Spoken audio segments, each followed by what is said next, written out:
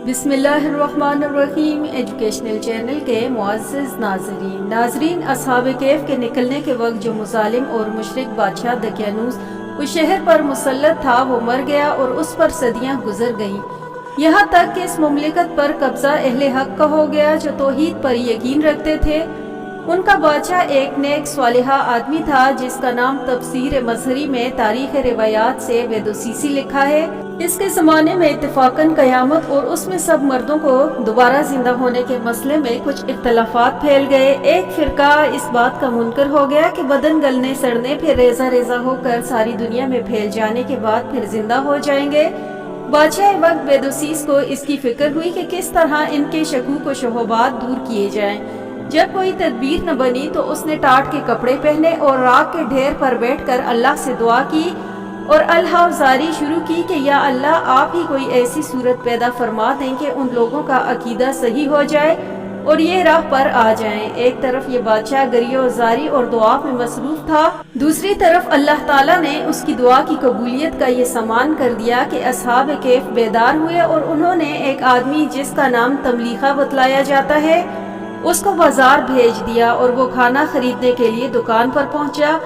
300 बरस पहले बादशाह दकियानूस के ज़माने का सिक्का खाने की कीमत में पेश किया तो दुकानदार हैरान रह गया कि ये सिक्का कहाँ से आया है, किस ज़माने का है। बाजार के दूसरे दुकानदारों को दिखलाया, सब ने यही कहा कि इस शख्स को कहीं पुराना खजाना हाथ आ गया है, इसमें से सिक्का निकाल कर लाया है। इसने इनकार किया, कहा कि ना मुझे कोई खजाना मिला है और ना मैं कहीं से लाया हूँ, ये मेरा अपना रुपया है। बाजार वालों ने इसको गिरफ्तार करके बादशाह के सामने पेश कर दिया। ये बादशाह जैसा कि ऊपर बयां हुआ है कि एक नेक स्वालिहा अल्लाह वाला था और उसने सल्तनत के पुराने खजानों के सारे कदीमा में कहीं वो तख्ती भी देखी थी जिसमें असहाबे कैफ के नाम और उनके फरार हो जाने का वाक़या भी लिखा हुआ था।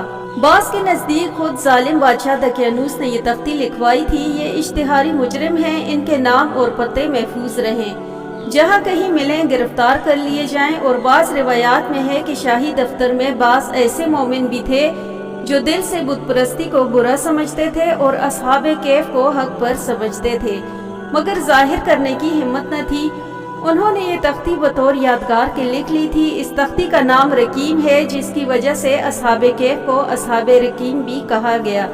अलगर्ज इस बादशाह को इस वाक़े का कुछ इल्म न था। उस वक्त वो इस दुआ में मशगूल था कि किस तरह लोगों को इस बात का यकीन आ जाए कि मुर्दा अजसाम को दोबारा जिंदा कर देना अल्लाह ताला की कुदरत कामला के सामने कुछ बईद नहीं। इसलिए तमलीखा से इसके हालात की तहकीक की। इसको इत्मीनान हो गया कि इन्हीं लोगों में से है और उसने कहा कि मैं तो अल्लाह ताला से दुआ किया करता था कि मुझे उन लोगों से मिला दे जो दकियानूस के ज़माने में अपना ईमान बचाकर भागे थे। बादशाह इस पर मसरूर हुआ और कहा कि शायद अल्लाह ताला ने मेरी दुआ कबूल फरमाई। इसमें लोगों के लिए शायद कोई ऐसी हुज्जत जिससे इनको हशर अजसाद का यकीन आ जाए। ये कहकर उस शख्स ने कहा कि मुझे गार पर ले चलो जहाँ से तुम आए हो। बादशाह बहुत अहले शहर के मजमे के साथ गार पहुँचा। जब गार के करीब आया तो तमलीखा ने कहा कि आप जरा ठहरें, मैं जाकर अपने साथियों को हकीकी मामले से बाखबर कर दूं।